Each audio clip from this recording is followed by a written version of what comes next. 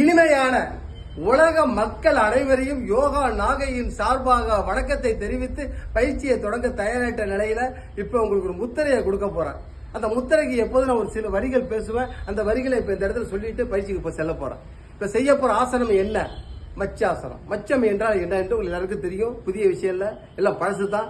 இப்ப நான் வகுப்புல ஒரு நாள் முதியோரிடத்துல கிளாஸ் எடுத்தேன். இந்த கிளாஸ்ல என்ன கதை சொன்ன மாமி உங்களுக்கு மீன் பிடிக்குமா என்று கேட்டேன். ஐயோ ராமா ராமா அப்படின்னா என்ன தப்பா கேட்டுட்டேன்?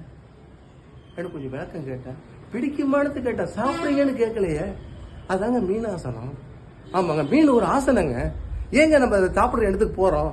இப்ப நண்பர்கள் எல்லாம் செய்ய போறாங்க, எனக்கு உதவி புரிய போறாங்க. பாருங்க, இது சாதாரண விஷயம். தொடர்ந்து செயல்பட்டால் உடல் இயங்கும். உடல் இயங்கினா அத்தனை நன்மைகள் இருக்கு. நண்பா பயிற்சி எடுங்க. இதுல பத்மாசனத்தை தான் அமையணும். எனக்கு உடனே வரலன்னா அடுத்த ஆசனத்தில் நீங்க செயல்பட்டு உடலை குறைப்படுத்தணும். எந்த அளவுக்கு உடல் குளவடையுதோ, குளவு அடைய அடைய உடல் உங்களுக்கு மீனை போல் நீங்கள் ஆகலாம். எந்த மாற்றம் இல்ல. அந்த தன்மை நம்ம இருக்கு. நம்ம நீல ஊர்ந்து விளையாடலாங்க. எந்த மாற்றம் இல்ல. செயல்படுங்க நண்பா. எந்த அளவுக்கு வருதோ பாருங்க. அப்படி தலையை அந்த பக்கம் அனுப்பி கையால கால் விரல புடிச்சு சுவாசத்தை உள்ள எடுத்து வெளியே விடணும். இது சொல்லுவது ஈஸியா இருக்கும். ஆனா பயிற்சி எடுக்க 6 மாசம் ஆகலாம், 2 வருஷம் ஆகலாம். இது சொன்னா எப்படி இருக்கும்? நாங்க வரிசையா போட்டுக்கிட்டு இருக்கோம். இருந்தாலும் இந்த இடத்துல இந்த ஆசனத்தை நான் உங்களுக்கு செஞ்சு நிறைவுபடுத்துறேன். பாருங்க, எனது இனிய நண்பர் கிழக்கே போகிற ரயில் உங்களுக்கு ஏற்கனவே சொல்லியிருக்கேன். சுதாகர் அவர்கள் இதுக்கு வசனத்தை மேற்கொண்டு செயல்படுத்துவாங்க. முதல்ல கால் நீட்டி உட்காருங்க. உட்கார்ந்து நீங்க பத்மாசனத்தை முதல்ல போடணும். போட்ட பிறகு சுவாசத்தை கவனிக்க வேண்டும். இந்த பத்மாசனத்திலே நிறைய இருக்கு. இந்த கால் படி வயிறை தொடணுங்க. ஆமாங்க, சொல்றது விஷயம். வயிறை தொட்டா முழுநிலை. அப்புறம் என்ன சரி லேசா முன்னாடி அப்படியே படுக்கணும். படுத்து பின்பக்கம் காட்டுங்க. கைய வச்சு தலையை இப்படி தூக்கி பின்னால பார்க்கணும். இதுக்கு மேல வசனத்தை என் நண்பன் தொடருவான்.